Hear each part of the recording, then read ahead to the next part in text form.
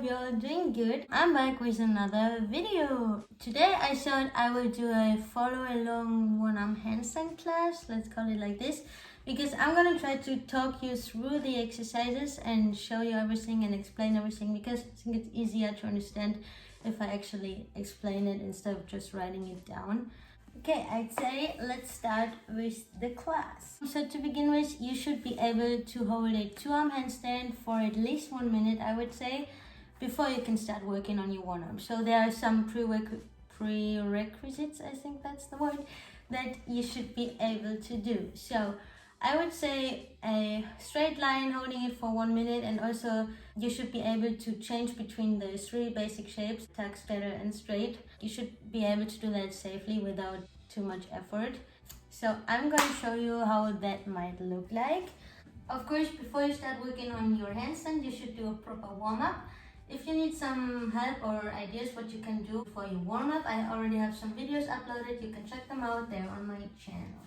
Okay, changing between the basic shapes. So we start with straddle. This is a good starting point. And then you close, you tuck, straddle, close, tuck, then other way around, up, straight, straddle, tuck. If you can do that easily without thinking much about it, then you can start working on your warm-up. If you still struggle with this, you're probably not ready to work on your one-arm handstand. So now the one-arm handstand. Let's talk through it theoretically. I think the easiest way to learn a one-arm handstand is in the straddle shape, because if you make a mistake in the balance, you can catch it more easily if the legs are like this. Like imagine your weight is a bit too much here, you can try to save it like this. If you're tucked, it's really hard to catch the balance again. You can imagine it like this.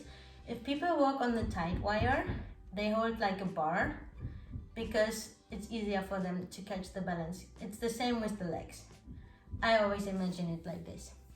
So what you should do is you do the straddle, and then the first thing you do is your legs go a little bit like this. So the lower leg, the outside leg goes a bit lower, and the upper leg goes a bit up.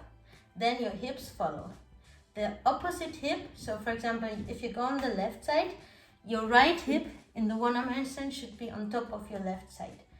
So you start shifting here, and then there is the shoulder push. And your weight should be more towards the front of your hands, so towards your fingertips. I don't know what my neighbors are doing, but this is annoying. Stop! Okay, I'm sorry for this. Anyways, your weight shouldn't be here, it should be more front, because you have to balance with your fingertips. You have to feel some pressure on your fingertips, it's really important. And then your shoulder also shouldn't go outside, it should stay inside, and you should keep some connection between your head and between your arm.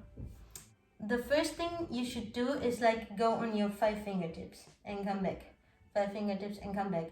Always try to work on both arms. It's normal that one side will be easier for you than the other side, but still try to work on both arms so you don't have too much of an imbalance. Okay, let's go. So you're in the straddle, your shoulders are really pushed. Oh yeah, what I forgot to say is you start looking to one side. So I go to the left now. I look to my left hand, I start shifting and I push my shoulder. And I come back. So I start looking to my right side, shift my hips and my legs, and I push my shoulder, and I can now go on my fingertips, and I come back. I hope that was kind of understandable. So I go, push the shoulders, and that's the moment when you can lift your other arm a bit and go on your fingertips. Okay, let's come to some mistakes that are often made. Some people start twisting, so your leg doesn't go to the side, but more towards the back or towards the front. That will be a problem if you later want to change between shapes. So make really sure that you're in the line. The shifting has to be in the line. It's normal that it might be a little bit twisted, but pay attention that it's not too much twisted. Also, a common mistake is that the weight is here, because people are scared to fall forward, to fall over, but it's actually the key to better balance and to make it easier. So technically it's right if you have more weight front. So make sure your hips and your shoulders are really aligned and on top of each other. After this, come back, here, come back. You can start to do it faster. So you do, I'm gonna show you. Starting point, and you go, come back, go, come back. You don't have to hold it for a long time, you just go and come back. Make sure you keep your weight front, elbows are always straight and locked, shoulders are pushed. And you do this for like a few times if you can. Another thing to explain, there is a difference between straddles. You can either have a low straddle that goes more in the pancake direction, or you can have a high straddle where your hips are actually more open. So there's one straddle that might look like this, where your legs go low, or there's more kind of this straddle where your legs go more up. I will show you the difference in the fingertip holds. So now my legs are low, I go on fingertips, and now my legs are higher. So you can also like play around a bit with that and see where it's more stable for you. But anyways, it's good to practice it in both ways.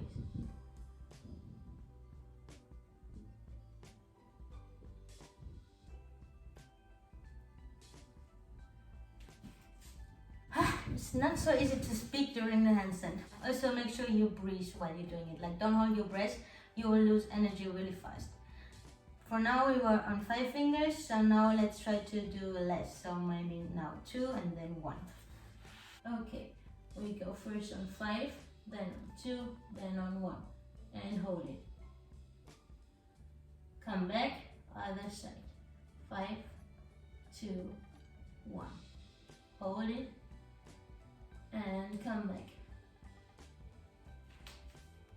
Alright, since the straddle is the easiest, and if this is already too easy for you, you should try to do it with a V shape, so with a really small straddle. This is still one of the best warm-up exercises for me because I struggle a lot with like closed shapes where my legs are up.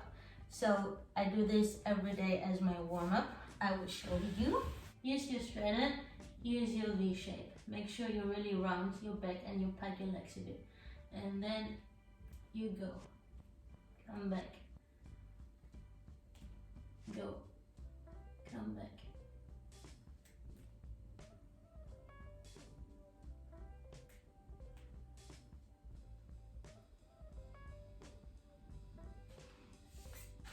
So I often also get the question if it makes sense to do these drills in front of a wall, and I think you can do it if you have a wall. So you go belly towards the wall, you straddle, and then you go.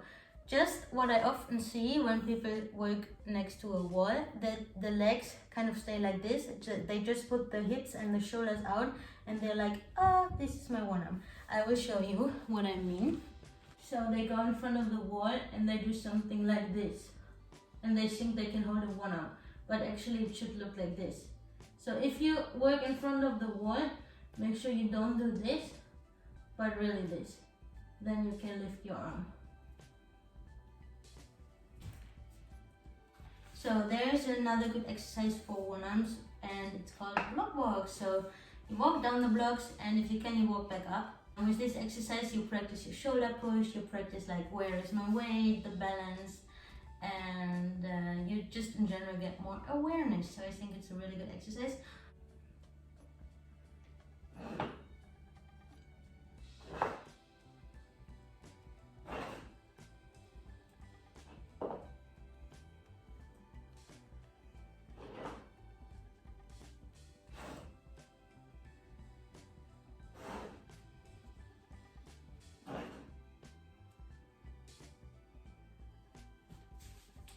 If you do this exercise, make sure you do it both ways. So start on the left side, start on the right side. Don't only practice one side, because then you will get an imbalance again and you don't want that. Okay, I think these are the main things that I did to work on my one-arm handstand. Just be aware of it. It takes a lot of time. Like, it doesn't happen overnight like this.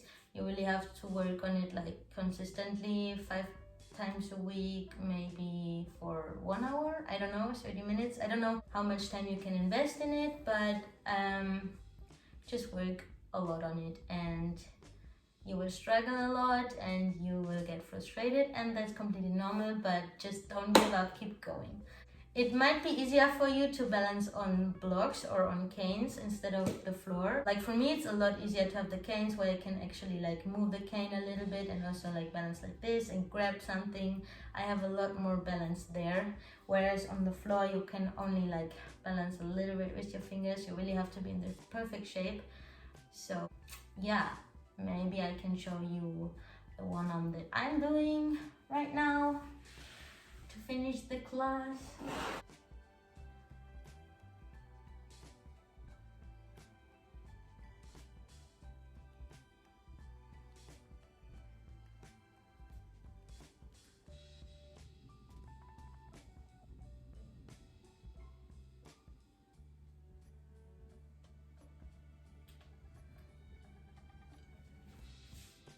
Okay, I hope you liked this video. I hope you could learn something and you're motivated to work on your one arm.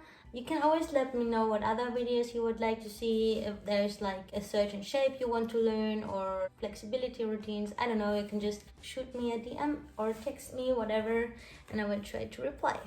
Okay, now keep working on your one arm and I will see you in my next video.